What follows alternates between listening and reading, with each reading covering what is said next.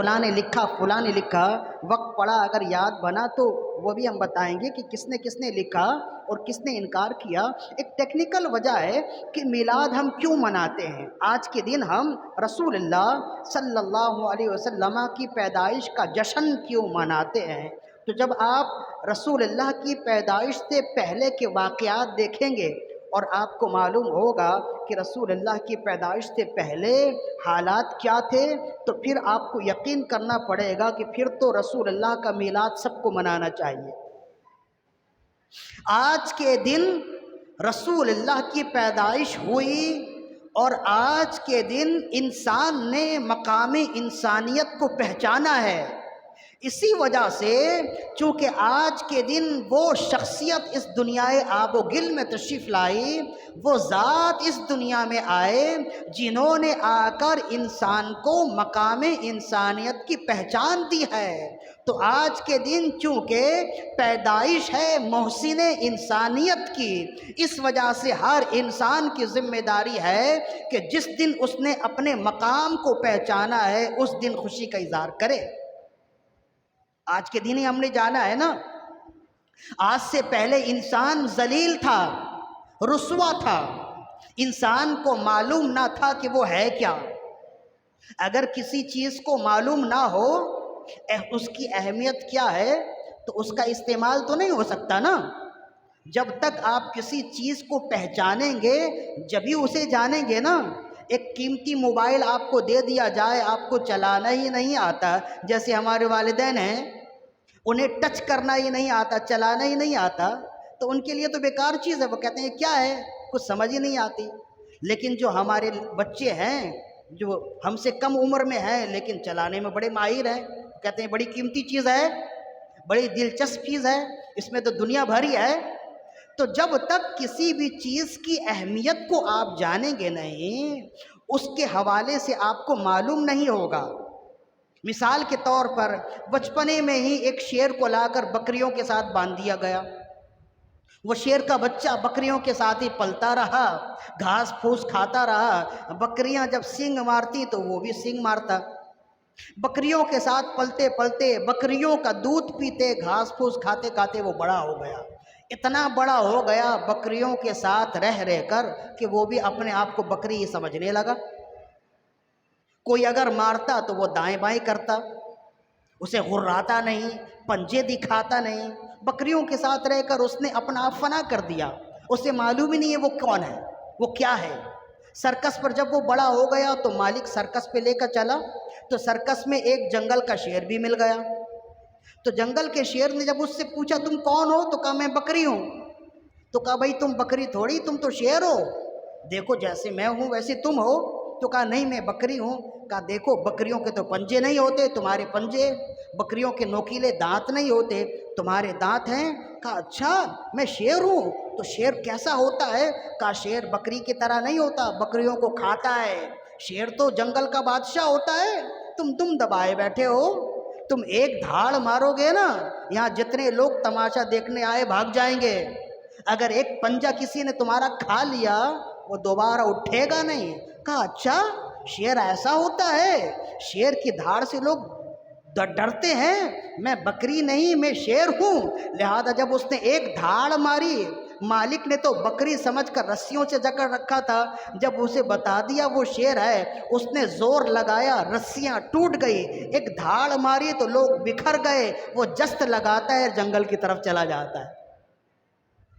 اسے غلامی سے آزادی مل گئی اور اسے اپنی پہچان ہو گئی، وہ ذلت میں تھا عزت مل گئی، وہ غلامی میں تھا جنگل کا بادشاہ بن گیا، غلامی میں تھا قید میں تھا آزاد ہو گیا، تو زندگی بھر وہ اسے بھولے گا نہیں جس نے اس کی پہچان بتائی ہے نا، زندگی پر یاد رہے گا میں تو بکری ہی سمجھ رہا تھا اپنے آپ کو، وہ کتنا بڑا محسن ہے اس کا جس نے اسے بتایا وہ بکری نہیں ہے، وہ تو شیر ہے، اور وہ خادم نہیں وہ مخدوم ہے، وہ بادشاہ ہے، تو زندگی بھر وہ اس کا احسان مند ہو جائے گا نا۔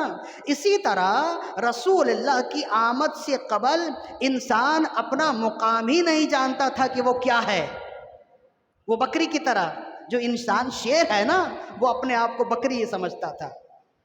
انسان مقام انسانیت سے اتنا گر گیا تھا، اس کی پہچان یوں سمجھ لیجئے، اس کی مثال کہ وہ اپنے ہاتھوں سے بتوں کو تراشتا اور اس کے آگے سجدہ کرتا۔ میرے ہاتھوں سے بنائے ہوئے پتھر کے صنم آج بت خانے میں وہ بن کے خدا بیٹھے ہیں۔ تو وہ اتنا کمتر ہو گیا، انسان نے اپنے آپ کو اتنا ذلیل کر لیا کہ جو اس کی خدمت کرنے کے لیے جو چیزیں تھیں اسے اس نے اپنا خدا بنا لیا اور انہی کی پوجا کرتا۔ اور اتنا ہی بس نہیں، زمانہ جاہلیت میں رسول کریم محسن انسانیت کی ولادت سے قبل انسان اتنا گھٹیا ہو گیا تھا، اتنا ذلیل ہو گیا تھا، جو چیز اچھی لگتی، جو چیز طاقتور لگتی اس کو خدا بنا لیتا۔ سورج چمکتا ہوا لگتا، بڑا طاقتور لگتا، تو لوگوں نے اسے خدا بنا لیا۔ چاند کی تاریکی جب چھائی اور چاند کی تاریکی میں اور چاند کی روشنی، رات کی تاریکی چھائی اور رات کی تاریکی میں جب چاند کی میٹھی میٹھی روشنی نظر آئی، ٹھنڈی روشنی نظر آئی، تو کہا اس کی روشنی کتنی میٹھی ہے، اس کی روشنی کتنی ٹھنڈی ہے، یہ بھی خدا ہے۔ تارے دمکتے ہوئے نظر آئے، چمکتے ہوئے نظر آئے، کہا یہ کسی دوسرے نے تھوڑا ہی بنایا ہے، یہ خدا ہے، جبھی ہمارے ہاتھوں میں نہیں آتا، اتنے دور ہو کے بھی ہمیں روشنی دیتا ہے، یہ بھی خدا ہے۔ تو ان کے یہاں انسان مقام انسانیت سے اتنا گر گیا تھا کہ عبادت کرنے والے کم تھے، خدا زیادہ تھے، خدا زیادہ تھے، عبادت کرنے والے کم تھے۔ وہ جس چیز کو بھی اس کے اندر کوئی بھی چیز عجیب سے لگے اسے خدا بنا لیتے ہیں۔ سیرت کی کتابوں کا مطالعہ کریں تو بنو ثعلبہ ایک قبیلہ ہے، ثعلبہ لومڑی کو کہتے ہیں، وہ لومڑی کی پوجا کرتے تھے۔ کیوں؟ وہ بڑی چالاک ہے، جنگل میں کمزور ہونے کے باوجود شیر کے ہاتھ نہیں آتی، چالاکی سے سارے کام کرتی ہے، تو یہ خدا ہے، اس میں ہوش مندی ہے، یہ چالاکی کا خدا ہے۔ یعنی اس کی عبادت کریں گے، اسے پوجیں گے تو دانائی بڑھے گی، فراست بڑھے گی، عقل مندی بڑھے گی، ذہن تیز ہو جائے گا، تو اس کی عبادت کرتے۔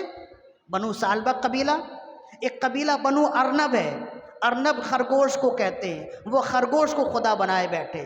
کیوں کہ خرگوش بڑا خوبصورت ہے، اس کے اندر بہت ساری جانوروں کا مجموعہ ہے، کان گھوڑے گدھے جیسے ہیں، جسم اور جانور جیسا ہے، دم کسی اور جانور جیسے، چال اس کی مینڈکوں جیسی ہے، چال ہرن جیسی ہے، بیٹھک مینڈک جیسی ہے، کان اس کے گھوڑے جیسے ہیں، آنکھیں اس کی ہرنوں جیسی ہیں، کئی جانوروں کا مجموعہ ہے، تو کئی جانوروں کا مجموعہ ہے تو یہ بھی خدا ہے۔ تو چھوٹے چھوٹے جانور، انسان تو رہنے دیجئے، پتھر کے معبودان باطلا تو رہنے دیجئے، انسان مقام انسانیت سے اتنا گر گیا تھا کہ اس کی ایسی مت ماری گئی تھی، جس چیز کو، جس کے اندر کوئی خاصیت ہو اسے خدا بنا لے۔ حتیٰ کہ اپنے خدا کو لے کر چلیں، کہیں سفر پہ چلتے، پتھر کے بنائے ہوئے مٹی سے بت بنا لیتے، ساتھ لے کر چلتے، کہیں استنجے کی نوبت آئے تو اسی سے استنجا کر کر پھینک دیتے۔ کہتے تمہارا معبود فائدہ تھوڑی دیتا ہے، کہا یہ تو فائدہ دیتا ہے، استنجا کی طہارت کے لیے کام آتا ہے تو فائدہ دیتا ہے۔ یہ ستو کے بت بنا کر چلتے، راستے میں کہیں بھوک لگتی تو کھا جاتے، جب تک اس کی عبادت کر رہے تو کر رہے، اور جب بھوک لگے تو اسے کھا جاتے۔ تو کہتے خدا فائدہ دیتا ہے، ہمیں بھوک میں ہمیں رزق دیتا ہے، ہمیں روزی دیتا ہے، ہماری بھوک ختم کرتا ہے۔ تو ان کے خدا ایسے تھے کہ جب وہ فائدہ دیتے تو خود فنا ہو جاتے، جب فائدہ دیتے تو خود پاک ہوتے تو ناپاک ہو جاتے تھے۔ ایسے خدا تھے، ایسے خداؤں کی عبادت کرتے عرب۔ اتر کر ہیرا سے سوئے قوم آیا اور ایک نسخہ کیمیا ساتھ لایا، عرب جس پہ کرنوں سے تھا جہل چھایا، پلٹ دی بس ایک آن میں ان کی کایا، رہا ڈر نہ بیڑے کو موجے بلا کا، ادھر سے ادھر پھر گیا رخ ہوا کا۔ ان پر جہل چھایا تھا، جہالت کا غلبہ تھا، یہ تو ہے عمومی جہالت جو ان کے اندر ہے۔ اور پھر اس کے ساتھ ساتھ دیکھیں، نہ باپ کی تکریم ہے، نہ ماں کی عزت ہے، نہ بھائی کی قدر ہے، نہ بیٹی کی قدر ہے۔ باپ بیٹے سے الجھتا ہے، بیٹا باپ سے لڑتا ہے، اور اس کے ساتھ ساتھ جہالت ایسی کہ ایک سے اگر جھگڑا ہو جائے تو وہ لڑائی نسلوں میں جاری ہوتی۔ باپ وصیت کر کے جاتا کہ فلاں سے میری لڑائی ہے، دوستی نہیں کرنا۔ بیٹا پھر لڑکے وصیت کر کے جاتا تمہارے دادا کی اس سے لڑائی ہے، اس سے دوستی نہ کرنا۔ نسلاً بعد نسلیں یہ لڑائیاں چلتی ہیں، ایک دوسرے کو وصیت کر جاتے کہ اب تک انہوں نے ہمارے 100 بندے مارے ہیں، جب تک تم بھی ان کے 100 بندے نہ مار لینا چین سے نہ بیٹھنا۔ کوئی قدر نہیں، کوئی ضابطہ نہیں، کوئی طور طریقے نہیں، بے ضابطے کی زندگی، بے ڈھنگے کی زندگی۔ انسان ہونے کے باوجود جانوروں سے بھی بدتر زندگی گزار رہا تھا۔ اور اس کے ساتھ ساتھ پھر ان کا بے ایمانہ عمل دیکھیے، ان کا سلوک دیکھیے۔ جب ان کے ہاں بیٹی کی پیدائش ہوتی تو منہ چھپائے گھومتا۔ وَإِذَا بُشِّرَ أَحَدٌ بِالْأُنثَىٰ ظَلَّ وَجْهُهُ مُسْوَدًّا وَهُوَ كَظِيمٌ۔ جب وہ ان کے ہاں بیٹی کی پیدائش ہوتی نا، قرآن مجید کی آیت ہے اور اس مضمون کی 2 جگہ آئے تھے، جب بیٹی کی پیدائش ہوتی تو منہ چھپائے گھومتا، کسی کو بتاتا نہیں میرے گھر میں کیا پیدا ہوا۔ خاندان میں لوگ انتظار کرتے ہیں نا، بھائی فلاں گھر میں امید ہے تو دیکھیں کون سا مہمان آتا ہے۔ جب بچے کی پیدائش ہو جائے پوچھتے ہیں، دوست پوچھتے ہیں، بھائی پوچھتے ہیں، بڑے پوچھتے ہیں، اڑوس پڑوس کے پوچھتے ہیں اللہ نے کیا دیا بھائی، نعمت دی ہے، رحمت دی ہے؟ تو کہتے ہیں اللہ نے نعمت دی ہے، اچھا بیٹا ہوا ہے۔ اللہ نے رحمت دی ہے، اچھا بیٹی ہوئی ہے، اللہ مبارک کرے۔ وہ بھی خوش ہوتا ہے، مٹھائی کب کھلاؤ گے؟ گھر پہنچا دیں گے۔ تو گھر مٹھائیاں بانٹتے ہیں، تقسیم کرتے ہیں، خوشیوں کا اظہار کرتے ہیں نا۔ تو ایسے ہی جب ان کے گھاں بیٹی پیدا ہو تو منہ چھپائے گھومتے کہ کوئی پوچھ نہ لے۔ یہ تو بڑی بے عزتی کی بات ہو گئی۔ اب اس کی وجہ کیا جانتے ہیں؟ اس زمانے میں جیسے ہمارے ہاں ہے نا اسلام میں، مرد ایک وقت پر 4 شادیاں کر سکتا ہے، اس کا حکم نہیں ہے بھائی، اس کی اجازت ہے۔ حکم وہ ہے جو کرنا ہی ہوتا ہے، اجازت یہ ہے کہ اگر ضرورت پڑے تو کر لو، اگر اتنی طاقت ہے، اگر اتنی وسعت ہے، اتنا مال ہے کہ دوسری بیوی کو، تیسری بیوی کو، چوتھی بیوی کو پال سکتے ہو، اور فقط پالنا نہیں ہے ان کے بچے بھی ہوں گے، ان کے بچوں کی بھی کفالت کر سکتے ہو، تو یہ ذمہ داری اٹھا لو، یہ عہدہ اٹھا لو۔ ورنہ قرآن مجید نے کہا کہ اگر تم ایک پہ ہی اکتفا کرو گے بہتر ہے، تمہارے لیے بہتر ہے۔ تو 4 شادیوں کی اجازت ہے نا، تو ویسے ہی زمانہ جاہلیت میں عورتوں کے لیے بھی 4 5 مرد ہوتے تھے۔ جب بچہ پیدا ہو جائے نا تو پھر سب جمع ہوتے، اگر بیٹا پیدا ہو جائے تو سب جمع ہوتے، سب کہتے یہ میرا ہے، یہ میرا ہے، یہ میرا ہے۔ تو اس عورت کو جو جتنی بڑی رقم دے دے، عورت اس بچے کے بارے میں کہہ دیتی یہ اس کا ہے، تو وہ اس کا ہی ہو جاتا۔ یہ زمانہ جاہلیت کی بات ہے۔ یہ یعنی مقام انسانیت سے بندہ کتنا گر گیا تھا ذرا دیکھیں۔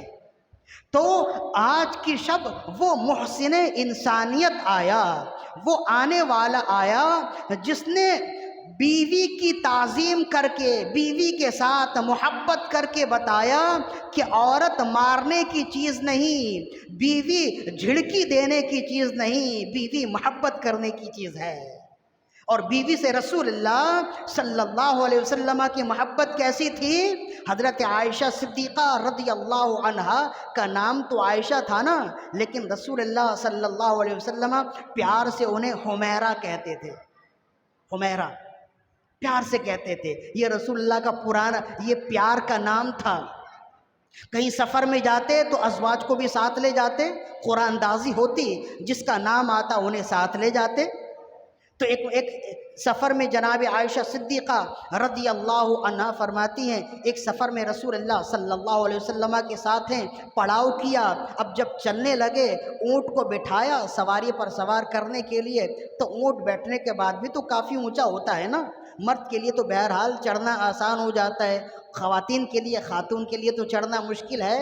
تو کہتے ہیں کہ جب عائشہ صدیقہ رضی اللہ عنہا بیٹھے ہوئے اونٹ پر سوار ہونے کے لیے اونٹ کے قریب آئیں۔ رسول اللہ صلی اللہ علیہ وسلم گھٹنے بیٹھ گئے اور ایک گھٹنا آپ نے اٹھا دیا۔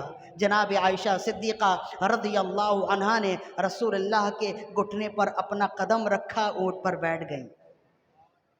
تو رسول اللہ صلی اللہ علیہ وسلم نے آج کے دن وہ محسن انسانیت آیا جس نے آ کر عورت کو مقام عورت کا درس دیا اور دنیا کو بتایا کہ عورت ٹیشو پیپر کی طرح نہیں ہے، اس کا مقام و مرتبہ ہے، اس کی عزت ہے، اس کا وقار ہے، اس کے لیے قرآن و سنت میں احکام موجود ہیں۔ تو آج کے دن وہ محسن انسانیت آئے، آج کے دن وہ محسن انسانیت آئے جس نے بتایا کہ بیٹی زندہ درگور کرنے کی چیز نہیں، بیٹی تو رحمت ہے۔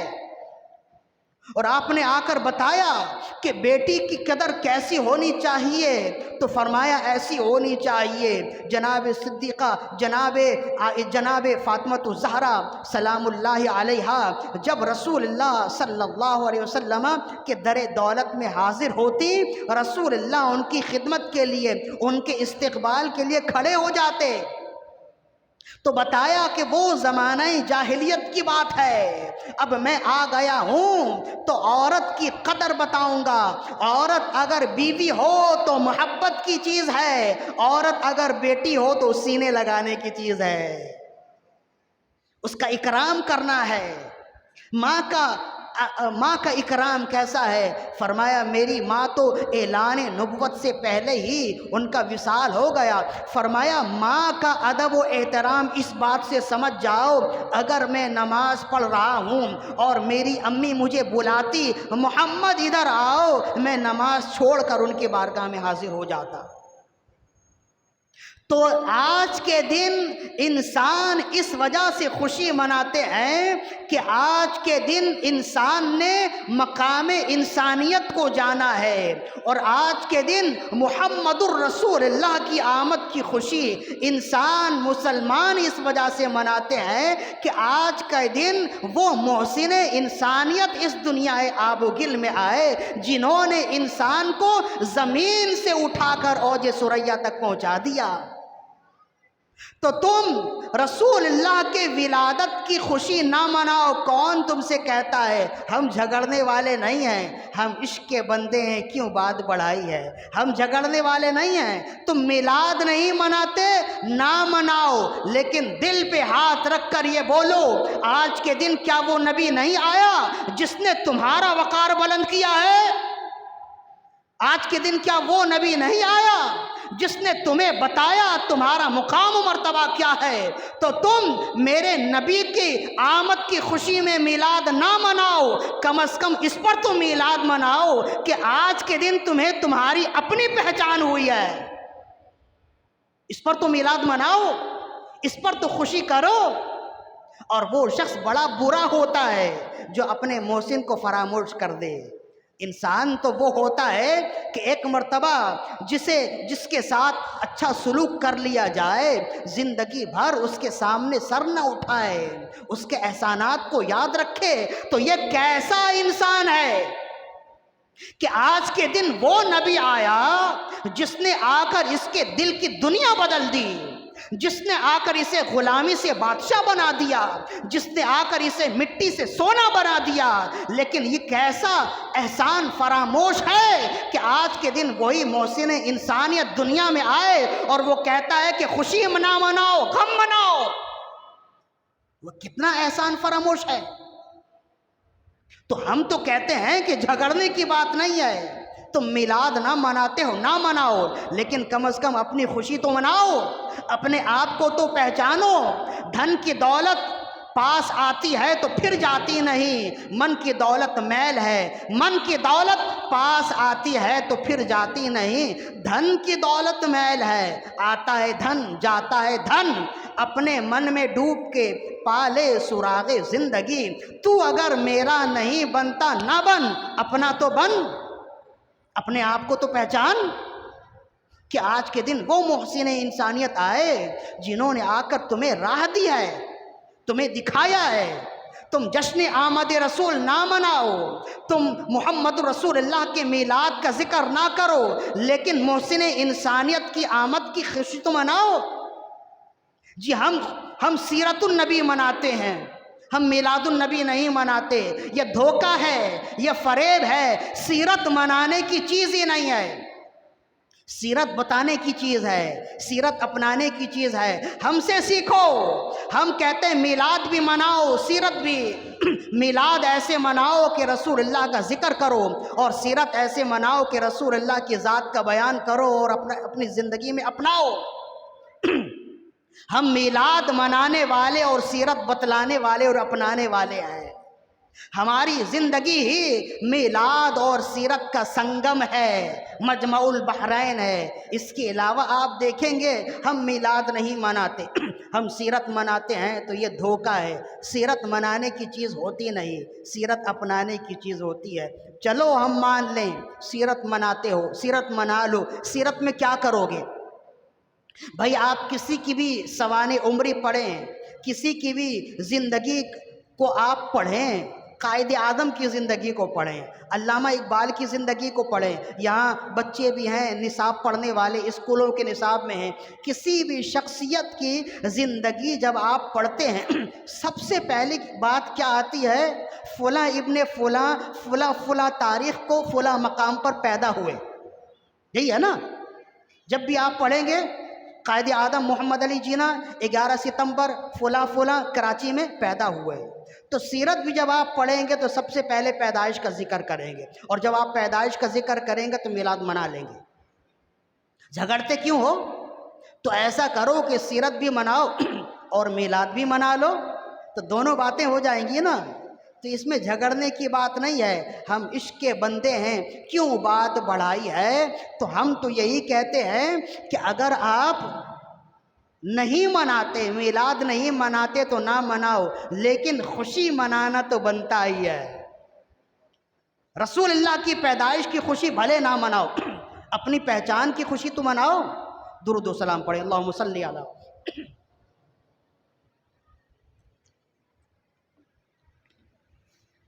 سیدنا و مولانا محمد معدن الجود والکرم وعلی آلہ و اصحابہ وبارک وسلم صلاۃ و سلاما علیک یا رسول اللہ صلی اللہ علیہ وآلہ وسلم۔ صحرائے عرب میں ایک قافلہ اپنی منزل کی طرف رواں دواں تھا۔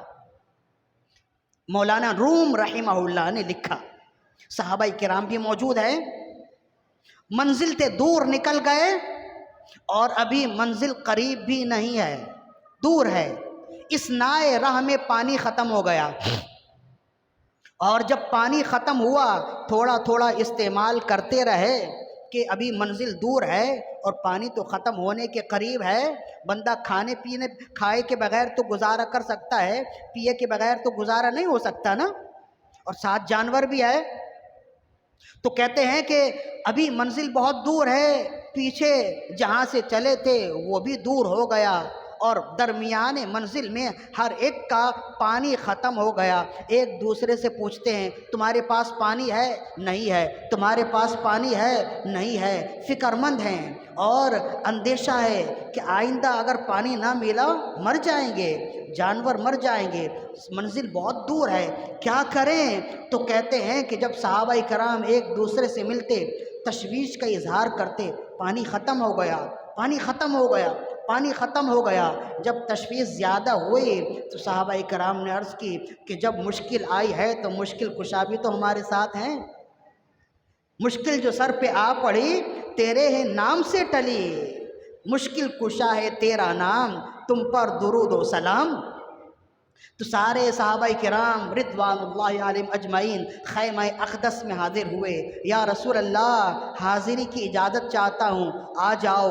اندر داخل ہوئے۔ یا رسول اللہ پانی ختم ہو گیا، منزل بہت دور ہے، ہم تو پانی سے بہت حد تک گزارا کر لیں، لیکن سواری ہے، سخت گرمی ہے، دور کا سفر ہے، ریگستان ہے، یا رسول اللہ اگر پانی نہ رہا کچھ دنوں میں ہم بھی مر جائیں گے، ہماری سواری اب چلنے کے قابل نہیں ہے، یا رسول اللہ کچھ کرم فرمائیے، اس لیے کہ ہم نے سنا ہے کہ آپ جو چاہیں کر سکتے ہیں، پانی ختم ہو گیا، یا رسول اللہ بے شک رب نے آپ کو سب کچھ عطا کی ہے، مالک کونین ہیں، گو پاس کچھ رکھتے نہیں، دو جہاں کی کنجیاں ہیں ان کے خالی ہاتھ میں، یا رسول اللہ آپ سب کچھ کر سکتے ہیں، پانی کا بھی اہتمام کیجئے، کوئی بندوبست کیجئے۔ رسول اللہ صلی اللہ علیہ وسلم تھوڑی دیر تک سوچتے رہے اور پھر آپ نے فرمایا جاؤ فلاں پہاڑ کے فلاں ریت کے ٹیلے کے پیچھے تھوڑی دور ہی ہے، فلاں ریت کے ٹیلے کے پیچھے ایک حبشی غلام جا رہا ہے، اپنی منزل کی طرف جا رہا ہے، اونٹ پر سوار ہے اور اس کے پاس مشکیزہ بھی ہے پانی کا، فلاں مقام پر جاؤ تم ادھر ہی پاؤ گے، اور جیسے پاؤ اس سے مشکیزہ لے لینا اور اس کی سواری بھی لے لینا اور اس حبشی غلام کو بھی ساتھ لے لینا۔ تو کہتے چلے، اور بعینہ ہی مولا علی رضی اللہ عنہ بھی وہاں پہ موجود ہیں، چند صحابہ کرام چلے اور جس جگہ رسول اللہ نے اشارہ فرمایا تھا جب وہاں پہنچے بعینہ ہی اسی جگہ اسی طرح کا بندہ موجود ہے، اپنی اونٹنی پر سوار ہے، مشکیزہ چھپائے ہوئے اور اپنی منزل کی طرف تیز رفتاری کے ساتھ جا رہا ہے۔ اچانک صحابہ کرام جب سامنے آئے وہ ڈر گیا، ہل گیا، وہ تو ویران ہے، ویرانے میں اچانک کوئی آ جائے تو بندہ ہل ہی جاتا ہے نا، یہاں تو لوگوں کے ماحول میں اگر سامنے سے کوئی آ جائے تو بندہ ہل جاتا ہے، جیسا دور ہے اس زمانے میں کہ اگر دو تین بندے ساتھ ساتھ چلنے لگیں بائکوں پر تو خدشہ ہوتا ہے کہیں کوئی چور اچکا نہ ہو، تو لوگوں کے ہجوم میں اگر اچانک کوئی سامنے آ جائے تو بندہ ڈر جاتا ہے، وہ تو ویران ہے، سناٹا ہے، سنسان وادی ہے، وہاں تو ایسی توقع ہی نہیں کہ کوئی آئے گا۔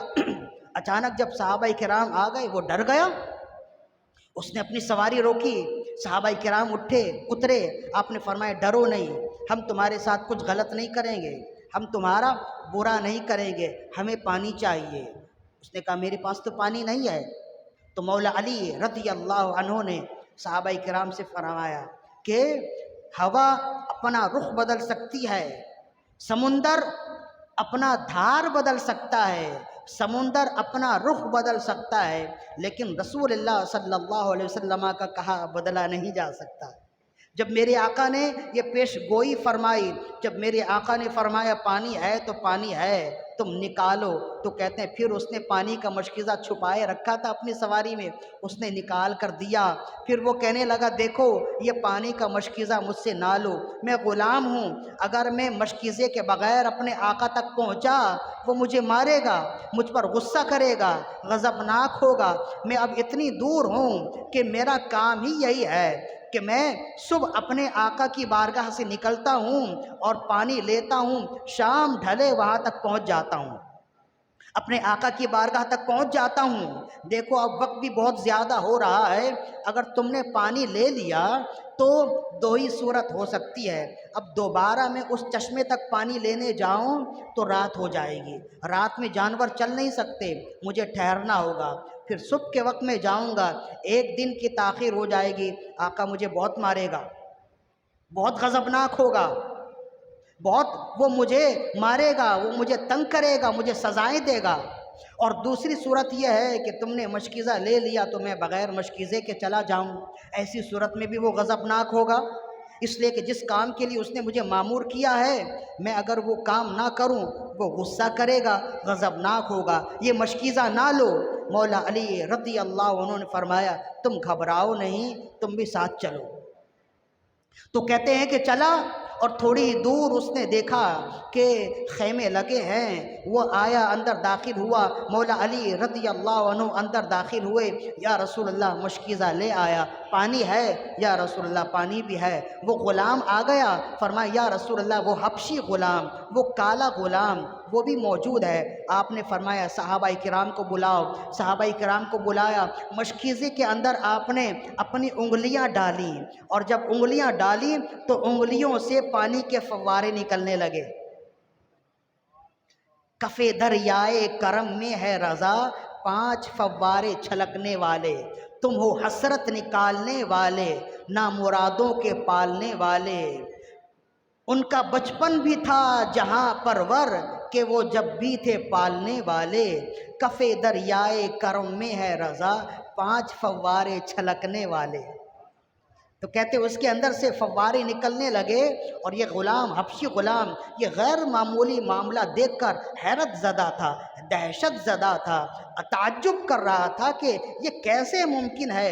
صحابہ کرام رضوان اللہ علیہم اجمعین جمع ہوئے، رسول اللہ صلی اللہ علیہ وسلم نے فرمایا، ارشاد ہوا جس کو جتنا پانی چاہیے یہاں سے لے جائے، جتنے برتن ہیں، جس کے پاس مشکیزیں ہیں پانی کے لیے، سارے مشکیزیں بھر لے۔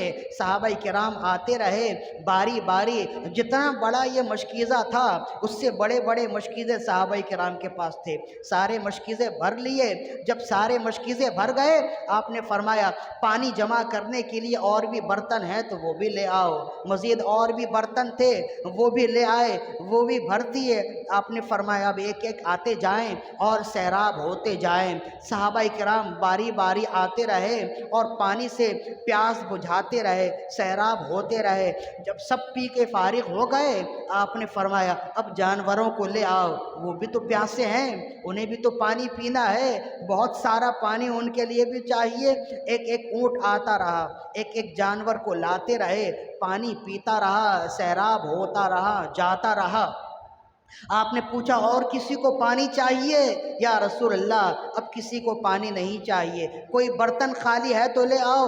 یا رسول اللہ سارے برتن بھر گئے، کوئی برتن خالی نہیں۔ کوئی جانور اگر پیاسا ہے تو لے آؤ۔ یا رسول اللہ سارے جانور شکم سیر ہو گئے، پیاس سے سیراب ہو گئے۔ یا رسول اللہ کوئی جانور پیاسا نہیں ہے۔ تو اب آپ نے فرمایا اگر ایسا ہے تو پھر آپ نے مشکیزے کا منہ بند کیا، اس غلام کو دیا اور فرمایا اے غلام تو جان لے میں نے تیرے مشکیزے سے ایک گھونٹ بھی پانی نہیں لیا، میں نے تیرے مشکیزے سے ایک قطرہ پانی نہیں لیا ہے۔ جب اس نے کھول کر دیکھا وہ تو رو رہا تھا کہ اب تو میرا مشکیزہ گیا، اب تو خالی ہو گیا، آج تو میری مار ہی مار ہے، آج تو مجھے ڈانٹ ہی ڈانٹ ہے، آج تو آقا مجھے باندھ کر مارے گا، غضبناک ہوگا، اس لیے کہ پانی تو ختم ہو گیا۔ رسول اللہ نے فرمایا گھبرانے کی ضرورت نہیں ہے، میں نے تمہارے مشکیزے سے ایک بوند بھی پانی نہیں لیا ہے۔ جب اس نے مشکیزے کا منہ کھول کر دیکھا تو پانی ویسے ہی ہے جیسے اس نے بھرا تھا، جو کہ تو پانی ہے۔ بڑا خوش ہوا کہ چلو یہ تو میرے لیے بہت اچھا ہو گیا کہ پانی میرا ضائع نہیں ہوا، میرا پانی دوسرے کے استعمال میں نہیں ہوا، میرے لیے خیر ہے، میرا آقا مجھ پر بگڑے گا نہیں، مجھ پر ناراض نہیں ہوگا۔ رسول اللہ صلی اللہ علیہ وسلم نے فرمایا میں نے تمہارے مشکیزے میں سے ایک قطرہ بھی پانی نہیں لیا ہے، لیکن تم ہمیں سیراب کرنے کا سبب تو بنے ہو، ہمارے محسن تو بنے، اور ہم اپنے محسنین کو ضائع نہیں کرتے، ہم اپنے محسنین کا احسان چکا دیتے ہیں۔ آپ نے اسے دعائیں دیں، دست شفقت سر پر پھیرا، چہرے پر دست شفقت پھیرا، اس کے جسم پر پھیرا، اس کی سواری پر دست شفقت پھیرا اور فرمایا جاؤ اللہ کی راہ میں اپنی راہ لو، منزل تک پہنچ جاؤ گے۔ وہ کہنے لگا کہ اے سردار، وہ پہچانا نہیں تھا کہ یہ کون ہے، کہنے لگا اے سردار دور، بہت دور سفر ہے، میں جس وقت چل رہا تھا اس وقت بھی اگر تیزی سے جاتا تو میں شام ڈھلے اپنے آقا کی بارگاہ تک پہنچتا، یہاں تو بڑے معمولات ہو گئے، کتنا وقت یہاں لگ گیا، اب اگر میں جاؤں بھی تو رات کی تاریکی ہو جائے گی، آدھا ہی سفر طے ہوگا، آج تو یہ پانی کا مسئلہ تو میرا حل ہو گیا، لیکن پھر بھی میں وقت پہ نہیں پہنچ پاؤں گا، میرا آقا مجھے مارے گا، باندھ کر مارے گا، مجھے سزائیں دے گا، مجھ پر غضبناک ہوگا۔ رسول اللہ صلی اللہ علیہ وسلم نے اس کے لیے دعا کی اور اس کی سواری کے لیے دعا کی۔ آپ نے فرمایا جاؤ اللہ کا نام لے کر سواری پر سوار ہو جاؤ اور جاؤ تمہاری راہ آسان ہو جائے گی۔ تو کہتا ہے کہ وہ چلا، تھوڑی دور چلا تھا، سامنے آقا کا در نظر آنے لگا، سامنے اسے اپنا گھر نظر آنے لگا۔ وہ یہ سمجھ رہا تھا کہ وہ تو ابھی تھوڑی دور 5-10 منٹ چلا ہے، اتنی جلدی اتنی مسافت کیسے طے ہو گئی؟ پیچھے مڑ کر دیکھتا ہے کہ خیمے نظر آ رہے ہیں، تو خیمے کیا، خیمے کے نشان بھی نہیں نظر آ رہے۔ وہ خیموں سے اتنا دور ہو گیا اور اپنے گھر سے اتنا قریب ہو گیا کہ وقت سے پہلے اپنے گھر پہنچ گیا۔ آقا کی بارگاہ میں خوشی خوشی پہنچا کہ پانی بھی آ گیا، وقت سے پہلے بھی پہنچ گیا۔ آقا خوش ہوگا، آقا کی بارگاہ میں گیا، دست بوسی کی اور کہا یہ آپ کی امانت ہے، پانی آج وقت سے پہلے لے آیا۔ حیرت سے آقا اس کی جانب دیکھنے لگا اور کہنے لگا یہ سواری بھی میری ہے، یہ مشکیزہ بھی میرا ہے، سواری پر سامان بھی میرا ہے، سواری کی مہار بھی میری ہے، تم کون ہو؟ کہا آقا میں آپ کا غلام ہوں۔ کہا میرا غلام تو حبشی تھا، میرا غلام تو بدصورت تھا، تم تو عربی النسل لگتے ہو، تم تو خوبصورت لگتے ہو۔ تو کہا اچھا اس نے اپنے آپ کو دیکھا نہیں تھا نا، اس زمانے میں دیکھنے کی چیزیں تو ایسی نہیں تھی نا، جیسے ہمارے ہاں نوجوانوں کا طریقہ ہے، تھوڑی تھوڑی دیر میں موبائل نکال کر اپنے آپ کو دیکھتے، 2-3 سیلفیاں لیتے پھر رکھ دیتے، ایسا تو نہیں تھا نا۔ دیکھنے کی چیزیں الگ ہوتی تھی، کبھی سامنے پانی آ گیا اپنا عکس دیکھ لیا، یا کوئی اور چیز ہوتی اس میں اپنا عکس دیکھ لیتے تھے۔ تو اس نے، وہ تو بہت ہبڑ دبڑ میں تھا، اس نے اپنے ہاتھ پاؤں کو بھی نہیں دیکھا، وہ تو منزل تک پہنچنے کی جلدی میں تھا۔ تو جب پہنچا، جب آقا نے کہا کہ تم تو عربی النسل ہو، میرا غلام تو حبشی تھا، تم تو خوبصورت ہو، میرا غلام تو بدصورت تھا، پھر اس نے اپنا سراپا دیکھا تو واقعی اس نے اپنے آپ کو بھی نہیں پہچانا، اپنے آپ کو دیکھا تو اپنے آپ کو دیکھ کے خود پہ ہی فدا ہو گیا، میں اتنا خوبصورت کیسے ہو گیا؟ تو آقا نے پوچھا یہ ہوا کیا ہے، تم کون ہو؟ کہا آقا ہوں تو میں آپ کا ایک غلام، لیکن ایک آقا کی بارگاہ سے آیا، ایسے نور والے کی بارگاہ سے آیا کہ جو جس کی جانب دیکھتا ہے اس کو بھی سراپا نور کر دیتا ہے۔ صبح طیبہ میں ہوئی بٹتا ہے باڑا نور کا، صدقہ لینے نور کا، آیا ہے تارا نور کا، میں گدا تو بادشاہ، بھر دے پیالہ نور کا، نور دن دونا تیرا، دے ڈال صدقہ نور کا، دیکھ ان کے ہوتے نازیبا ہے دعویٰ نور کا، نور لکھ دے یہاں کے ذروں کو مچلکا نور کا، عرش بھی فردوس بھی اس شاہ والا نور کا، یہ مسمم برج وہ مشکوے اعلیٰ نور کا، پشت سے ڈھلتا سر اقدس سے شملہ نور کا، دیکھ موسیٰ طور سے اترا صحیفہ نور کا، تیری نسل پاک میں ہے بچہ بچہ نور کا، تو ہے عین نور تیرا سب گھرانہ نور کا، اے رضا یہ احمد نوری کا فیض نور ہے، بن گئی میری غزل بڑھ کر قصیدہ نور کا۔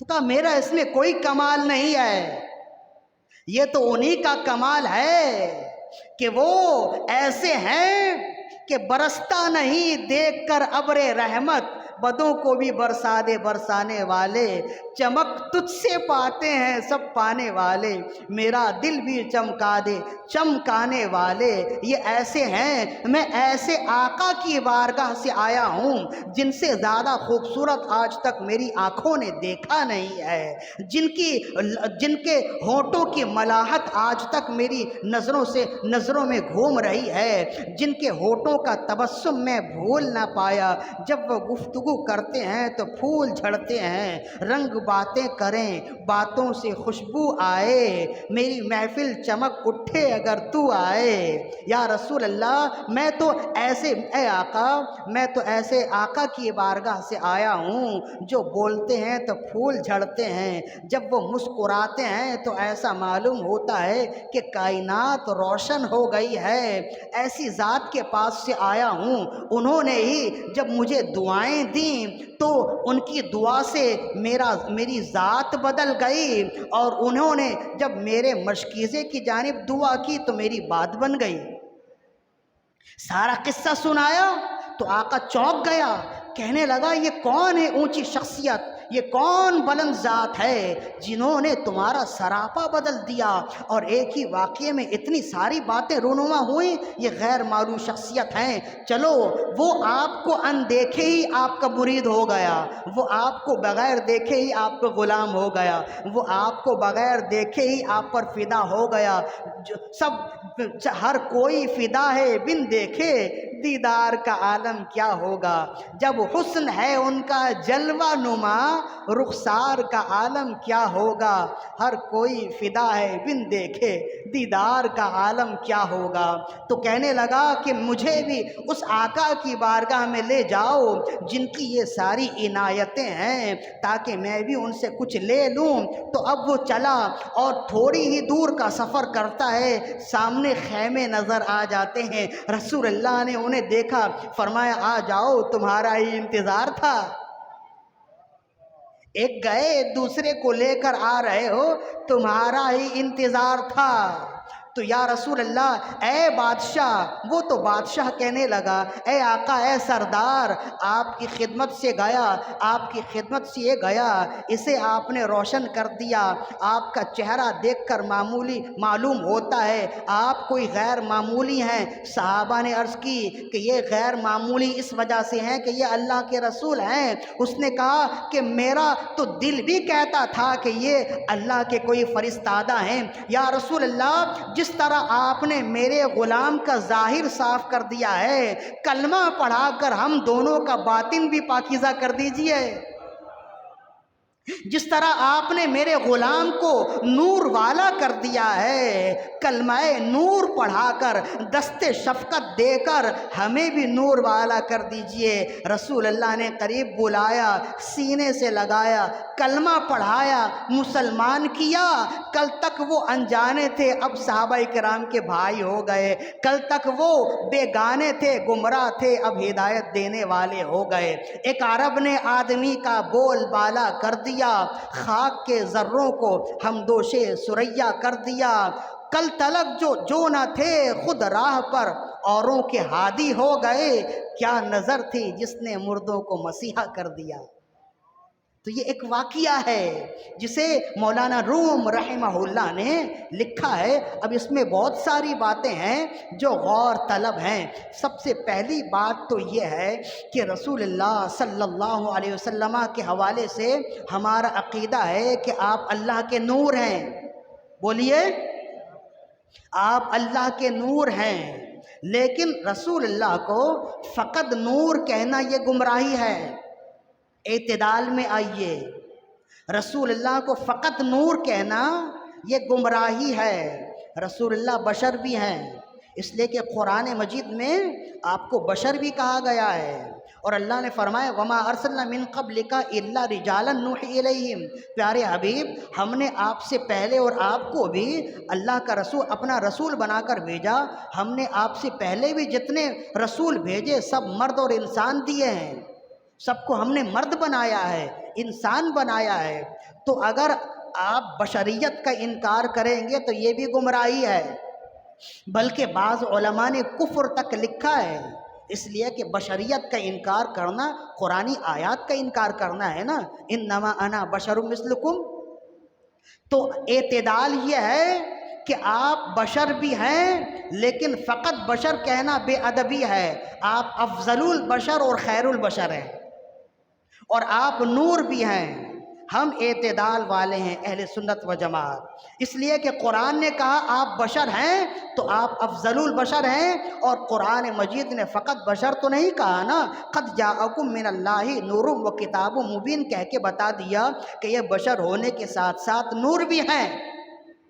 تو ہمارا عقیدہ یہ ہے کہ آپ افضل البشر بھی ہیں اور نور بھی ہیں۔ یہ ہے اعتدال، راہ اعتدال میں رہیے۔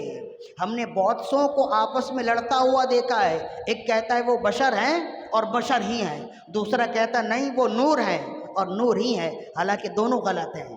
اعتدال یہ ہے، کوئی کہے آپ بشر ہیں تو اس سے اتنا کہیے کہ فقط بشر نہ کہو، آپ خیر البشر ہیں، لیکن نور کا انکار نہ کرو، آپ نور بھی ہیں اور بشر بھی ہیں، اس لیے کہ جب قرآن مجید میں دونوں ہے تو دونوں کو مانو۔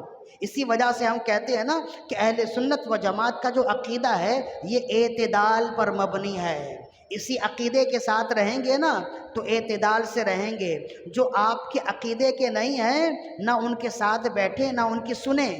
یہ سوشل میڈیا کا زمانہ ہے نا، بعض لوگ چسکا لینے کے لیے بھی سن رہے ہوتے ہیں، دیکھ رہے ہوتے ہیں، فلاں صاحب کی ویڈیو دیکھ لیں، وہ اپنے عقیدے کا نہیں ہے، تو ہوتا یہ ہے کہ آپ تو چسکا لینے کے لیے سن رہے لیکن ویوز تو اس کے بڑھ رہے ہیں نا، اور بات تو اس کی بڑھ رہی ہے۔ اور پھر یہ گوگل اور سوشل میڈیا کا یہ قانون ہے، یہ طریقہ ہے کہ کوئی بھی ویڈیو کوئی بھی چیز آپ 10 سیکنڈ تک دیکھ لیں نا تو گوگل یہ سمجھ جاتا ہے کہ یہ ان چیزوں میں دلچسپی رکھتا ہے، پھر اسی طرح کی چیزیں آپ کے موبائل میں آنے لگیں گی۔ ایسا ہوگا، یہ 10 سیکنڈ تک کسی بھی چیز کو آپ دیکھ لیں تو پھر گوگل سمجھ جاتا ہے۔ آپ یہ سمجھتے ہیں کہ یہ موبائل آپ کو دیکھتا ہے، نہیں، یہ آپ کو دیکھتا ہے، یہ سنتا ہے آپ کو۔ کبھی آزمانا ہو نا تو موبائل جیب میں رکھ کر دوستوں کے ساتھ بیٹھیں اور کوئی بھی بات کریں، گنبد خضرا کی بات کر لیں، حج کی بات کر لیں، کوئی بھی بات کر لیں، 3-4 مرتبہ ایک ہی جیسی گفتگو کریں گے، پھر جب آپ سوشل میڈیا چلائیں گے نا تو وہی پوسٹیں آنے لگیں گے آپ کے پاس، گنبد خضرا کی پوسٹیں آنے لگیں گی، حج کی پوسٹیں آنے لگ جائیں گی۔ کیوں؟ یہ گوگل سمجھ جاتا ہے کہ یہ ابھی دلچسپی لے رہا ہے۔ بسا اوقات ایسا ہوتا ہے کوئی حدیث مل نہیں رہی ہوتی نا تو ہم کہتے ہیں کہ موبائل یا گوگل کے سامنے 2-3 مرتبہ وہ حدیث پڑھ لیتے ہیں تو خود ہی اس کی عبارت ہمیں مل جاتی ہے، اس کی پوسٹ آ جاتی ہے۔ تو آپ سمجھتے ہیں کہ یہ گونگا بہرا ہے، یہ سمم بکمن نہیں ہے، یہ دیکھتا بھی ہے اور سنتا بھی ہے۔ آپ سمجھ رہے ہیں دیکھتا نہیں ہے، یہ جو فرنٹ کیمرہ ہے نا جس سے آپ سیلفیاں لیتے ہیں، آپ یہ فرنٹ کیمرے سے سیلفی لیتے ہیں، گوگل اگر چاہے تو آپ کو دیکھ سکتا ہے، آپ کی تصویر لے سکتا ہے، آپ کے گھر کا معائنہ کر سکتا ہے۔ یہ بہت خطرناک چیزوں میں سے ہے، لیکن ہمارے لیے تو نعمت ہے کہ ہم اسے دین کا کام لیتے ہیں۔ تو آپ تو چسکا لینے کے لیے کسی کی ویڈیو سن لیں، کسی کا بیان سن لیں، لیکن جب گوگل یہ سمجھ جائے گا یہ دلچسپی لیتا ہے تو پھر اسی کی پوسٹیں آنے لگیں گی۔ اسی وجہ سے ہم کہتے ہیں کہ ہمارے علماء مر گئے ہیں کیا؟ ان کے بیانات نہیں ہیں، ان کی پوسٹیں نہیں ہیں، ان کے ویڈیو کلپ نہیں آتے؟ انہیں دیکھیں نا تاکہ دیکھنے کا بھی ثواب ملے اور سننے سے بھی کوئی فائدہ ملے، اور جب آپ وہی دیکھیں گے تو وہی پوسٹیں آئیں گی آپ کے پاس۔ تو ان چیزوں کا خیال کریں اور اپنے مزاج میں اعتدال رکھیں، ایک بات ہے۔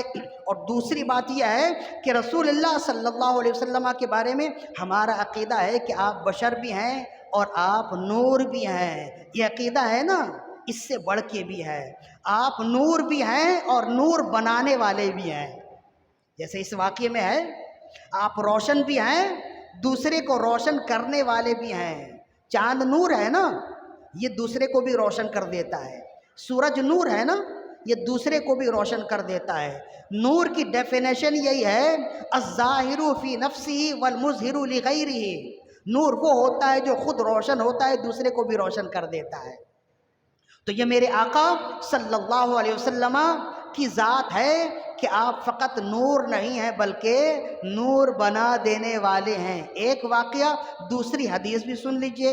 امام سیوطی نے لکھا ہے الخصائص الکبریٰ میں، ایک صحابی ہیں حضرت اسید بن ابی ایاس، بچپنے میں والد صاحب کے ساتھ رسول اللہ کی خدمت میں حاضر ہوئے، اور رسول کریم رؤوف الرحیم صلی اللہ علیہ وسلم کا طریقہ تھا، آپ چھوٹے چھوٹے بچوں سے بڑی شفقت فرمایا کرتے تھے، آپ بچوں سے بڑا پیار کیا کرتے تھے، اور یہ آپ نے ہمیں سکھایا ہے کہ بچوں سے پیار کیا کرو، بچوں پر شفقت کیا کرو۔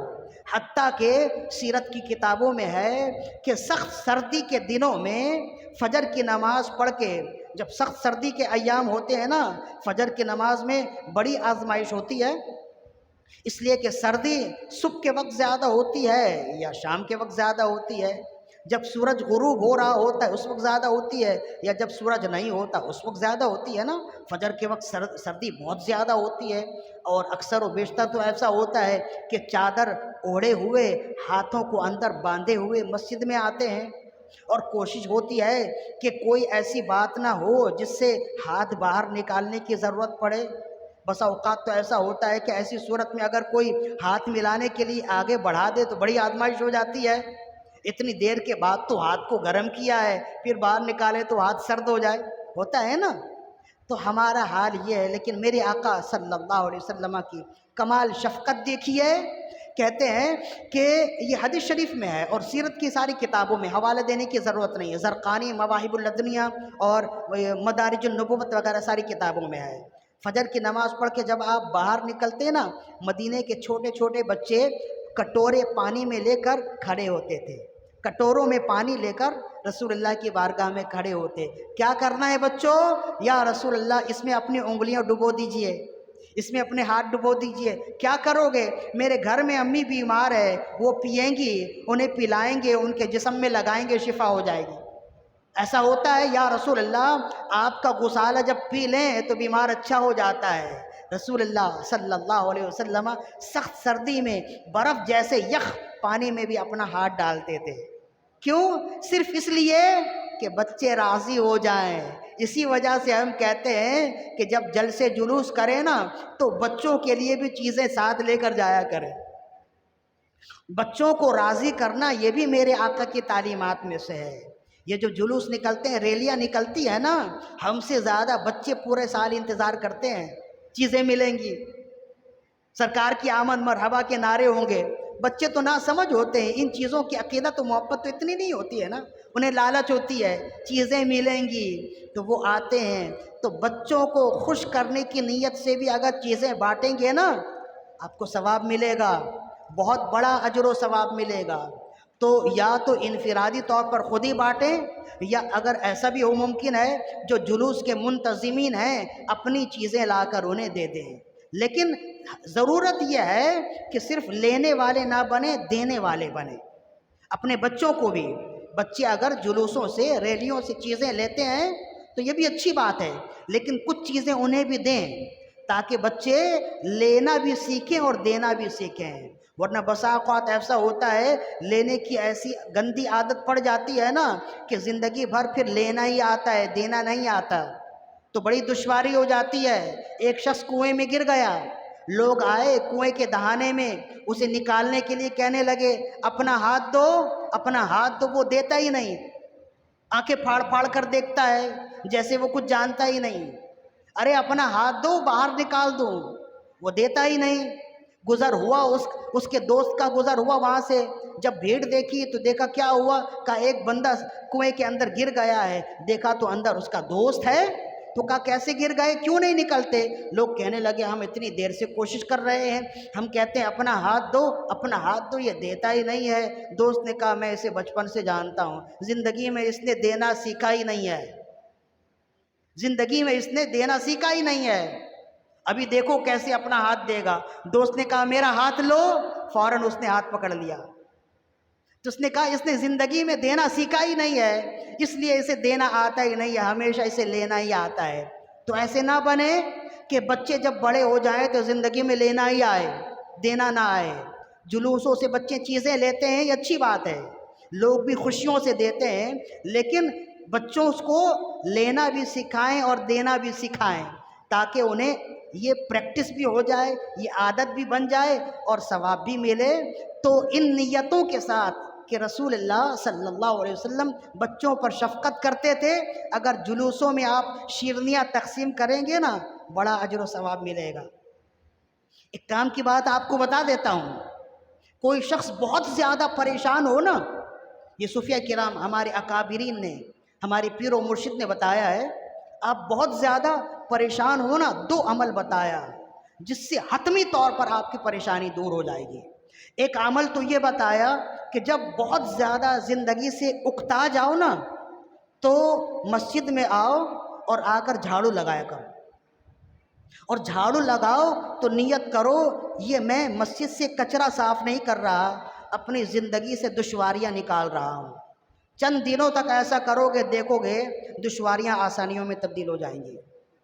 اور فرمایا دوسرا عمل یہ ہے کہ جب تمہاری زندگی میں دشواریاں آ جائیں نا تو غوث اعظم رضی اللہ عنہ اور بزرگان دین کا نیاز کرو جمعرات کے دن، اور میٹھی چیز میں نیاز کرو، اور چھوٹے چھوٹے بچوں میں تقسیم کرو۔ جو نابالغ بچے ہیں نا انہیں تقسیم کرو۔ اب تو ہم وہ آواز سنتے نہیں جو جمعرات کے دن گلیوں سے آواز آتی تھی، آؤ بچوں شیرنی لو، تو بچے بھاگتے تھے۔ اب تو وہ آوازیں نہیں ہیں نا، ہم اصل میں لینے والے بن گئے، دینے والے نہیں ہیں۔ تو کہا کہ وہ غربت کے ایام تھے، لیکن ہمارے جو آباء و اجداد تھے نا 4 10 بچوں کے ساتھ تنہا کمانے والے ہوتے تھے، لیکن گزارا ہو جاتا تھا۔ یہ ساری چیزیں وہ کرتے تھے۔ تو کبھی بہت زیادہ تنگی آ جائے نا تو 7 جمعراتوں تک 11 جمعرات تک یہ کرنے کے لیے کہا گیا۔ ایسا عمل کریں، نابالغ چھوٹے چھوٹے بچوں کو کھلائیں، کبھی کچھ حلوہ بنا لیں، کبھی میٹھے چاول بنا لیں، نہ ملے تو ٹافیاں ہی لے لیں، بچوں میں تقسیم کریں جمعرات کے دن چھوٹے چھوٹے بچوں میں، تو آپ کی زندگی بدل جائے گی۔ اس کی وجہ کیا ہے جانتے ہیں؟ اس کی وجہ یہ ہے کہ بڑے جب جو ہے نا وہ دعائیں بھی دیتے ہیں تو مطلب سے دے رہے ہوتے ہیں، اور بسا اوقات تو وہ کھا کے دعائیں بھی نہیں دیتے، بوٹیاں نہیں تھی یہ کہہ کے چلے جاتے ہیں۔ لیکن جو بچے ہیں نا ایک ٹافی آپ کو دیں گے، کسی ایک بچے کے دل سے آپ کے لیے اچھی نیت نکل گئی، راستے آسان ہو جائیں گے۔ یہ بچے فرشتے ہوتے ہیں، معصوم ہوتے ہیں نا، تو ان کے دل سے اگر دعا نکل گئی بیڑا پار ہو جائے گا۔ تو اس طرح کے کام کیا کیجئے، یہ اچھے مواقع ہوتے ہیں بچوں کو خوش کرنے کے لیے، تو ان مواقعوں کو بھی ضائع نہ کریں، بچوں کو خوش کرنے کے لیے اہتمام کیجئے۔ اور ہمیں یقین ہے، ہمیں معلوم ہے آپ اہتمام کرتے ہیں، پہلے جو کرتے تھے اس سے زیادہ کیجئے، ورنہ پھر بچے جو ہے نا وہ آہستہ آہستہ کم ہونے لگ جائیں گے۔ اس لیے کہ ہم تو اب بوڑھے ہو رہے ہیں، ہمیں اپنے بچوں کو سکھانا ہے نا، تو اسی طرح سے تو سکھائیں گے۔ زمین سے رشتہ دیوار و در بھی رکھنا ہے، سنوارنے کے لیے ایک اپنا گھر بھی رکھنا ہے۔ ہماری نسلیں سنورتی ہیں دیکھ کر ہم کو، اپنے کردار کو پاکیزہ تر بھی رکھنا ہے۔ تو ہمیں خود بھی پاکیزہ ہونا ہوگا، بچوں کو سنوارنا ہوگا، تو بچوں کو سنوارنے کے لیے سارے کام کریں، ورنہ چیزیں نہیں ملتی نا تو پھر بچے جا کر گھر میں لڑتے ہیں کہ ہمیں تو چیز نہیں ملی، آئندہ سال سے نہیں جائیں گے۔ بچے دل برداشتہ ہو جاتے ہیں، پھر والدین سے لڑتے ہیں، ابوؤں سے لڑتے ہیں، یہ حال سب کے گھر کا ہی ہے نا۔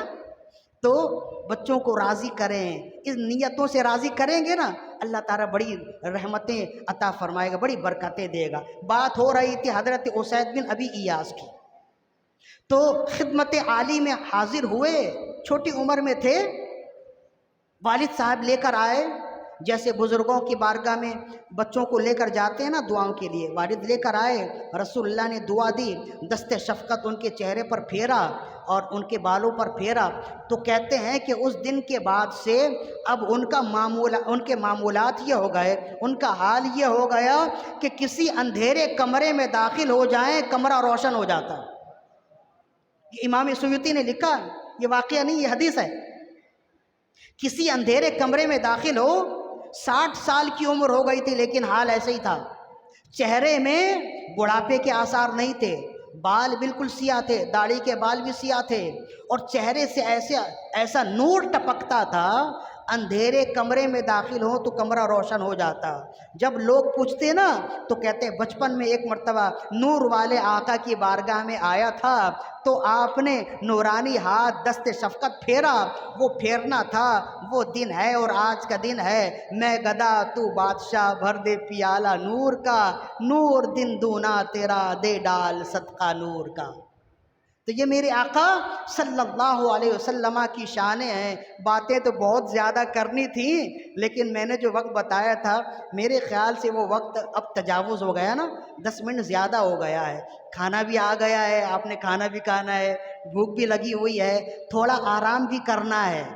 کل جلوس ہے نا، جلوس میں بھی شرکت کریں، جمعے کے دن کی نماز بھی پڑھیں، نمازوں کو ڈی گریڈ کوئی نہیں کر سکتا۔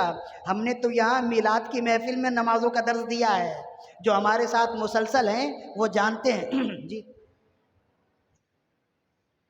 جی جمعے کی نماز انشاءاللہ 2 بجے ٹھیک یہاں ادا کی جائے گی، اور جمعے کی نماز کے فوراً بعد جلوس نکلے گا۔ پچھلے سال میں جلوس میں شامل تھا، بڑا ہی شاندار جلوس ہوتا ہے، تہذیب کے ساتھ جلوس ہوتا ہے، اودم بازی نہیں ہوتی، چھوٹے چھوٹے بچے ساتھ ہوتے ہیں تو بڑا اچھا لگتا ہے۔ زیادہ دور کی مسافت بھی نہیں ہے کہ تھکاوٹ ہو جائے۔ عصر کی نماز سے پہلے پہلے لوگ یہاں آ جاتے ہیں، تو جلوس میں بھی شرکت کیجئے، بچوں کے ساتھ شرکت کیجئے۔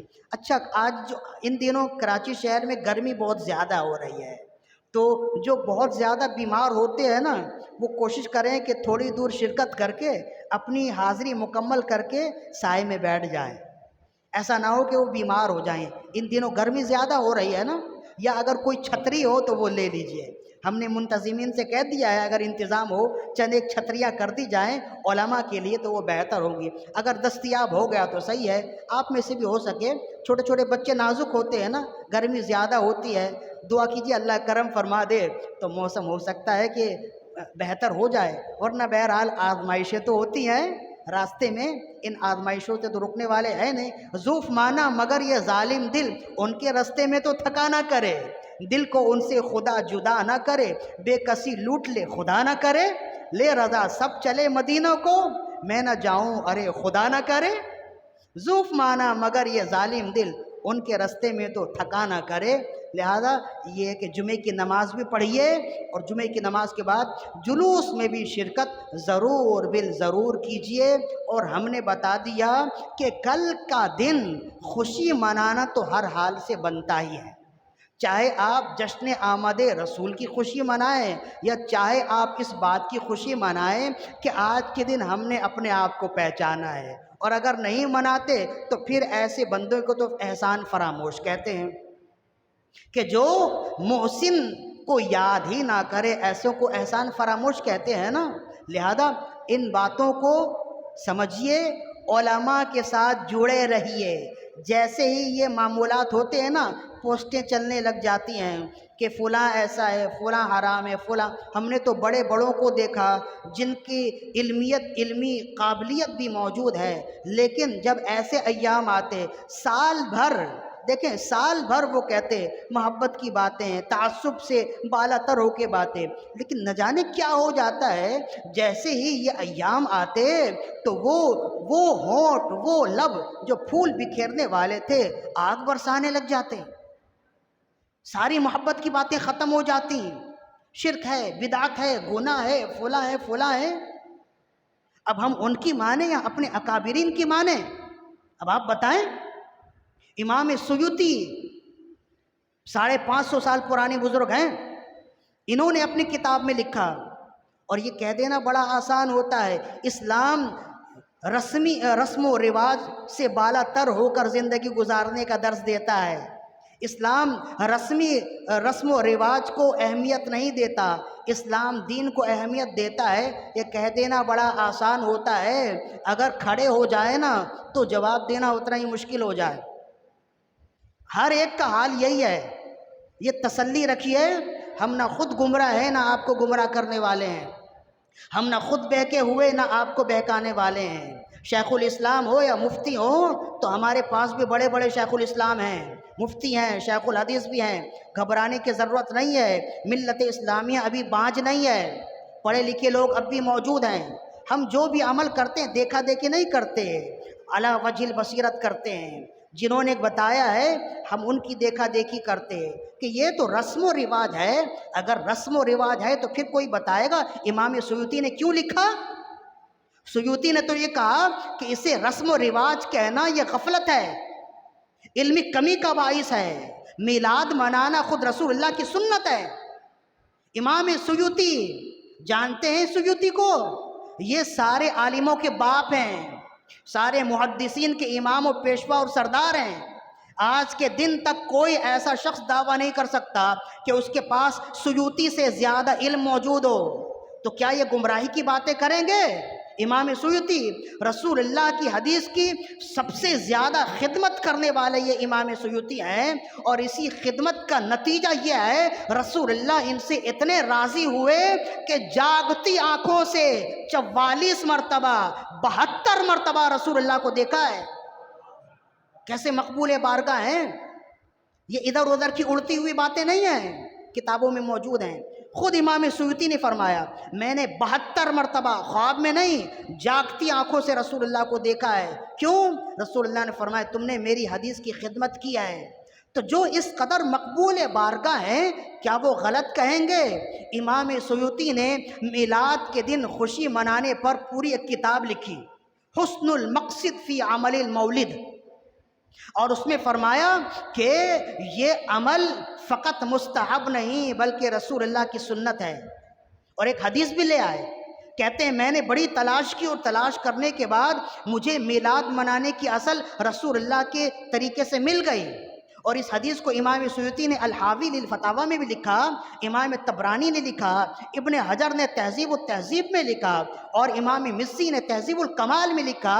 یہ کتابوں کی ایک ٹرین ہے، جب ہم بتانے لگے نا ایسے ہم تاخیر میں ہو گئے تو باتیں بہت زیادہ آگے چلی جائیں۔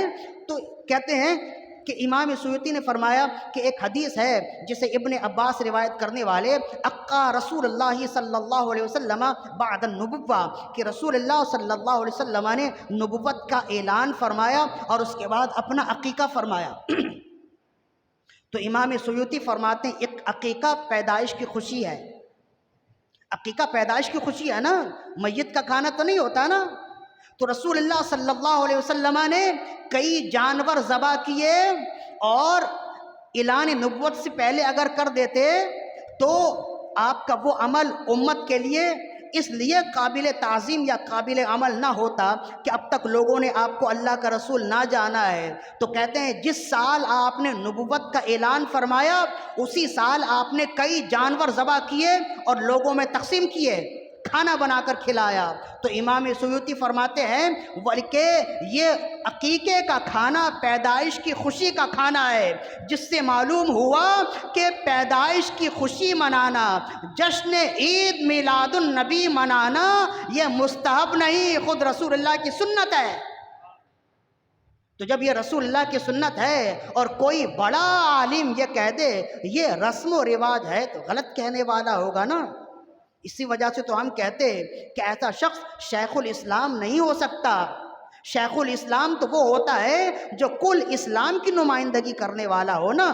وہ کیسا شیخ الاسلام ہو گیا جو شیخ الاسلام ہونے کے باوجود اپنے خاص طبقے کی نمائندگی کرنے والا ہو؟ تو یہ اچھی طرح یاد رکھیے، ہم جو کچھ کرتے ہیں نا، سیوطی سے زیادہ امام سیوطی مقبول بارگاہ بھی ہیں، انہوں نے کتابیں لکھی اور یہ بتایا کہ عمل محمود ہے، چراغاں کرو، خوشیاں مناؤ، صدقات و خیرات کرو۔ سیوطی سے آگے جائیے، اب سے 850 سال پہلے علامہ عبد الرحمن ابن جوزی گزرے ہیں، جن کا اپنا دعویٰ ان کی کتاب میں ہے، فرماتے میرے زمانے تک سوائے حضرت خضر کے رسول اللہ کی حدیث سب سے زیادہ میں جانتا ہوں۔ امام ابن جوزی انہوں نے لکھا، کہتے انہوں نے رسول اللہ کے میلاد پر پوری کتاب لکھی، عروس المولد۔ تو اس میں بھی آپ نے لکھا کہ رسول اللہ صلی اللہ علیہ وسلم کی ولادت کی خوشی اگر منائے اسے بہت ہی فراخ دلی ملے گی، اس کے لیے برکتیں ہوں گی۔ اور پھر ان کے بعد سیوطی کے زمانے کے ہیں امام قسطلانی، انہوں نے لکھا، زرقانی نے لکھا، ابن حجر عسقلانی نے لکھا، شاہ ولی اللہ محدث دہلوی نے لکھا، شیخ محقق نے لکھا۔ تماشا ہمارے ہاں یہ ہے، بے ایمانی یہ ہے، دھوکہ یہ ہے کہ جب ہم یہ کہیں نا انہوں نے لکھا تو کہتے ہیں سب نے غلط لکھا۔ تو یکسر سب نے غلط لکھا، آپ ہی نے صحیح لکھا؟ یعنی یہ جنہوں نے زندگی بھر رسول اللہ کے دین کی خدمت کی یہ دین سمجھ نہ پائے، ایک آپ ہی تنہا دین سمجھ گئے؟ عقل مندی کی بات لگتی ہے۔ اور پھر طرفہ تماشا یہ ہے جیسے ہی ربیع الاول کے 12 دن گزر جائیں، جب ان کے پاس فتویٰ آئے کہ یہ مسئلہ ہے، اس مسئلے کی کیا دلیل ہے، تو کہتے ہیں ہاں یہ بات جائز ہے، ہاں یہ ناجائز ہے۔ تو اپنے دعوے کی دلیل میں کیا دلیل پیش کرتے؟ کہتے امام سیوطی نے لکھا ہے کہ یہ جائز ہے، ابن جوزی نے لکھا ہے جائز ہے، ابن حجر نے لکھا ہے جائز ہے، شاہ ولی اللہ نے لکھا جائز ہے، شیخ محقق نے لکھا ہے یہ جائز ہے۔ 12 دن پہلے جو ناجائز تھے اب جائز کیسے ہو گئے؟ 12 دنوں پہلے جن کا کہنا غیر معتبر تھا تو پھر یہ معتبر کیسے ہو گئے؟ کوئی بتائے گا؟ تو یہ دھوکہ دہی ہے، اس سے بچیے۔ یہ تماشے ہیں، بازی چائے اطفال ہے دنیا میرے آگے، ہوتا ہے شب و روز تماشا میرے آگے۔ تو تسلی رکھیے اور اس بات پر اپنے آپ کو اترائیے کہ آپ ایسے مذہب مہذب سے تعلق رکھتے ہیں کہ ہمارا مذہب نہ گمراہ ہے نہ گمراہ کرنے والا ہے، ہم غم منانے والے نہیں، خوشی منانے والے ہیں۔ میرے خیال سے اتنی گفتگو بہت ہو گئی، اب چند باتیں ہیں جو ہمارے قبلہ حضرت حافظ رحمت علی صاحب حفظہ اللہ کچھ منفوذات پیش کریں گے، بغور سماعت فرما لیجئے۔ وما